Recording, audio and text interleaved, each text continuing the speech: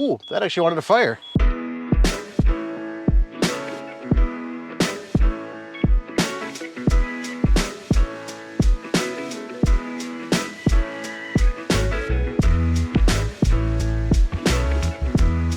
Hey everybody, welcome back to the, well, not shop.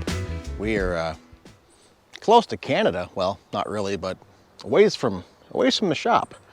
And we're looking at a motorhome. Yep, another camper. Figure I just turned 45 a couple of weeks ago here, and what better way to kick off the midlife crisis with an abandoned camper that hasn't run since 2015. So what are we looking at exactly? This is a 1999 Georgieboy Cruisemaster diesel pusher. It has the 5.9 Cummins in it with the Allison transmission. Very similar to the bus project Car Wizard's been working on. So I've definitely been looking at his videos for information. And we've got a slide out, which we don't know if it works. We came up here a couple of weeks ago to look at things, and well, we found some interesting things. Let's kind of walk inside here. You can see it's not in the best of conditions. There may or may not have been a critter residing up there for a while.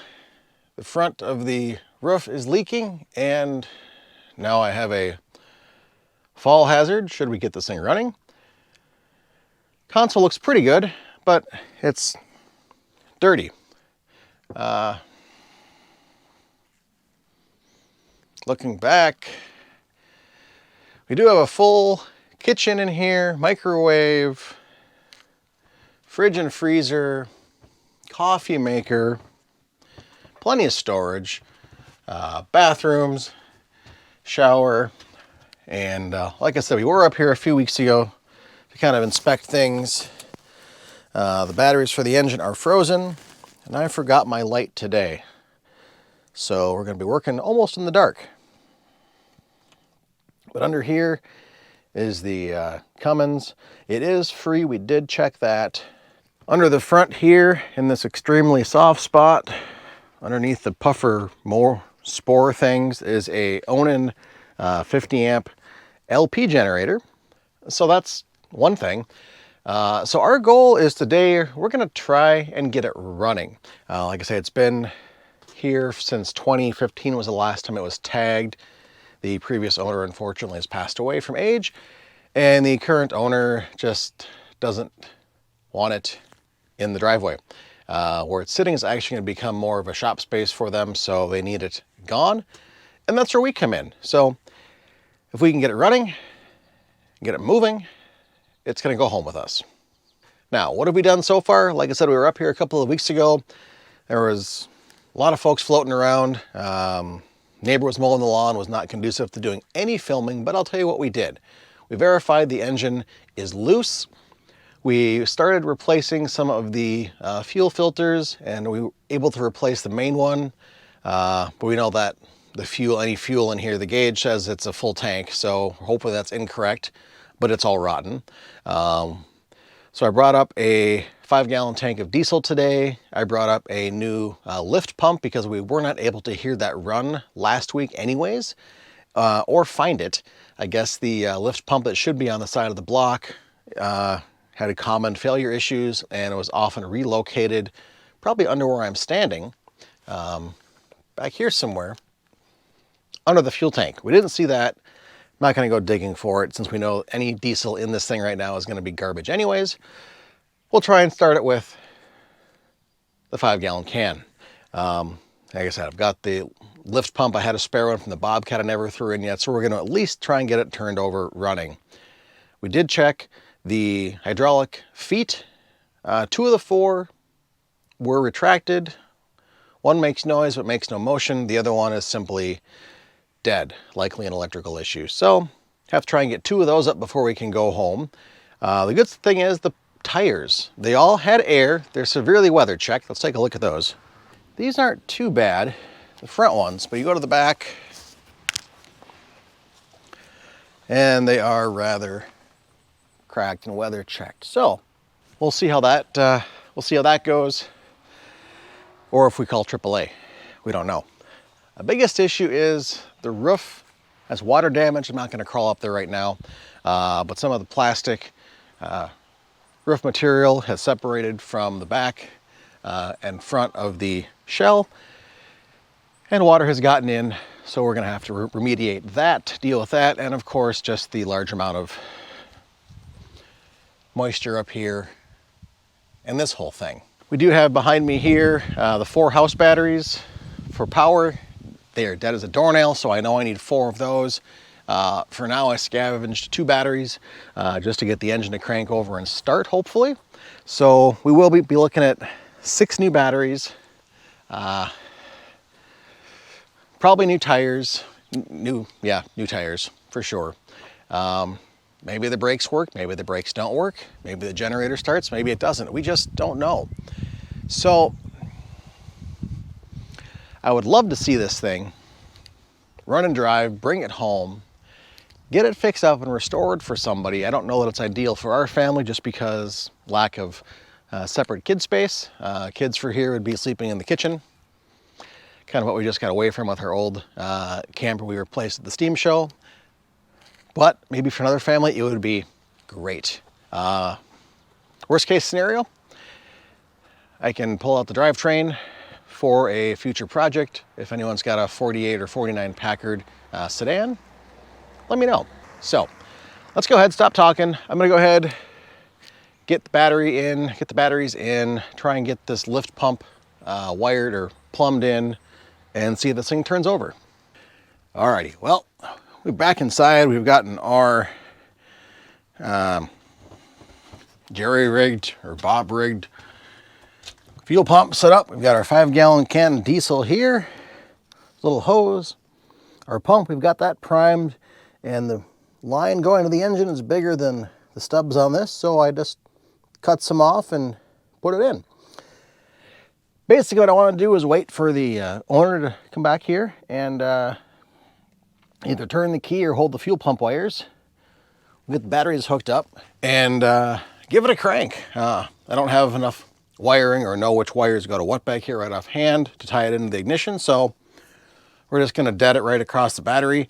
In the event that we have to pull the power quick, we can. So, all right, I'm just going to see if we can get a second set of hands here to hold all those wires in place. Go ahead, crank it over and see what happens. And if it actually runs, we'll find some longer wires and tie them into the battery, I guess. Not sure if that fuel pump, if it trips off when it hits pressure, or if it's constant. We'll find out. At least the Bobcat, it gets to a certain pressure and then turns off. So we'll see. Put in the key and fire it up. See what happens, I guess.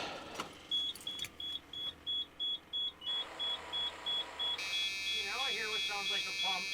Yep. Here we go.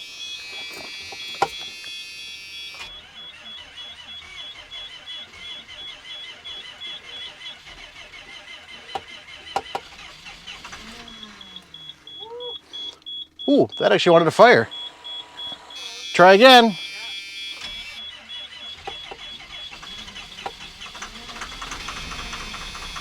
Oh, look at that. Ooh. All right. We got. All right, try this again here. Take 3. Here we go.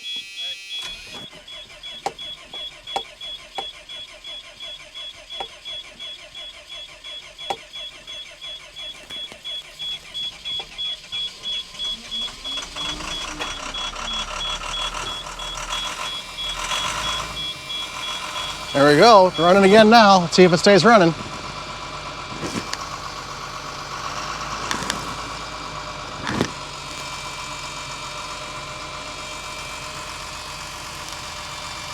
We have oil pressure. Yep, we have oil pressure. We have bump, lots of noises. That's annoying.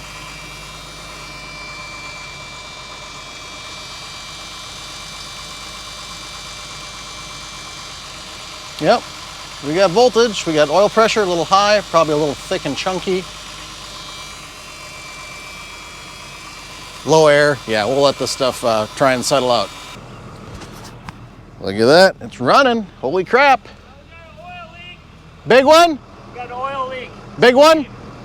Just a wheat? An oil leak is streaming out of the bottom. Oh, where from? I can't tell. Right up front. Oh. I gotta crawl under there. All right, well, we got an oil leak. Let's turn that off. All right, we got an oil leak, so we're gonna try and figure that out. Well, we see it run, so that's a big step in the right direction. We haven't made it move yet for, well, a couple of reasons.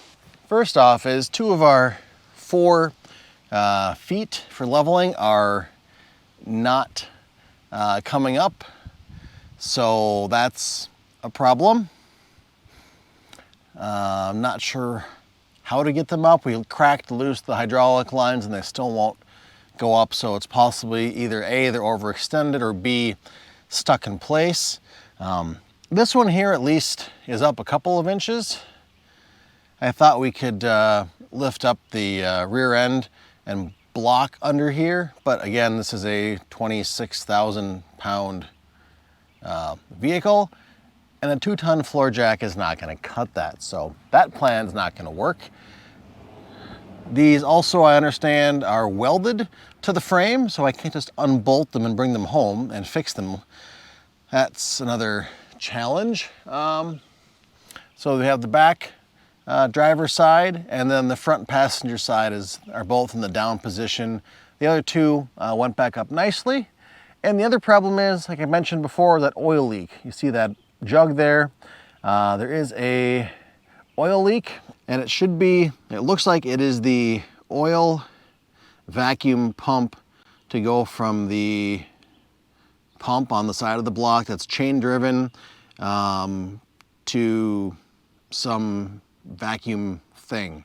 I don't get why. I'm not a diesel guy, but all we found online is these lines fail. They're no longer made by Cummins, and looks like these guys here have a replacement, so I'm probably gonna order up one of those. And once it comes in, come back up here, try and pull off the old broken line. We're gonna soak it in some penetrant for right now. And see what happens. I'm also dealing with that lift pump that doesn't seem to be getting that good of suction. I have a feeling it's because the intake line on one side of the pump is narrower than the output side, so I'm sure it's getting some air in there. So maybe it's just that the fuel pump off the Bobcat, the lift pump, doesn't have enough oomph to pressurize this big old fuel system for the 5.9. I wouldn't count that out, but at least we know it runs. So I guess we're gonna give it one more try. We're gonna try and get it started, air it up a little bit. I wanted to try and get the airbags up and see if we can throw like a 6x6 block of wood under these feet to see if it will sit back down and compress those feet. I don't know, maybe not. I don't know, the jacks on their 5th wheel are electric, so that's much easier.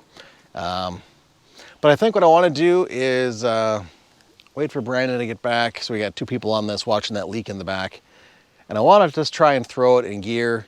I don't want to move, I just want to feel it, if it'll actually shift or not. And if it does, that's kind of a very good sign in my book. We'll probably try and drag this home one way or another. But either way, before it goes anywhere, we need to have that oil line replaced. So I guess that's kind of where we're sitting right now. We'll go ahead, wait for him to get back, then I'll go ahead and try and start it once more, air it up, and see if we can't get this thing to shift into gear. Again, don't want to go anywhere because, well, we've got 2 of those feet down and I don't want to bend those because that's just going to make things worse. Dallin says I don't hear any of the electrics working on them, so probably an electrical issue with, everything else. We'll see. 72 hours later.